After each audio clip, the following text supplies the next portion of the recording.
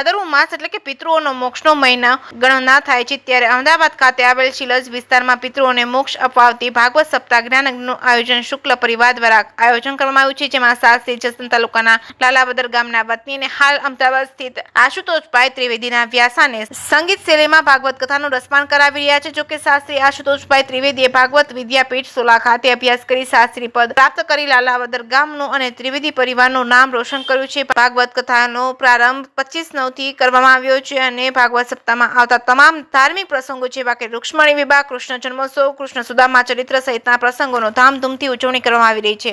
જે કેસની ગુજરાતી સાથે કરશન બામટા આટકોટ।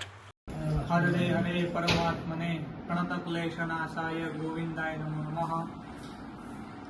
ભાદરવા મહિનાની પિતૃપક્ષની અંદર દિવ્ય શ્રીમદ ભાગવત સપ્તાહ જ્ઞાન યજ્ઞ શુક્લ પરિવારના આંગણે શ્રીમદ ભાગવતી વાર્તા સુરાણાપી દુર્લભા આ એવું પિયુષ છે, એવો ધર્મ ગ્રંથ છે જેનાથી પ્રેત પીડા પણ મુક્ત થાય છે અને પિતૃઓની પણ મુક્તિ થાય છે। 7 દિવસ સુધી આ શ્રીમદ ભાગવત સાંભળવાથી દરેક મનુષ્યનું કલ્યાણ થાય છે અને ભક્તિ, જ્ઞાન અને વૈરાગ્ય એ શ્રીમદ ભાગવત સાંભળવાથી પ્રાપ્ત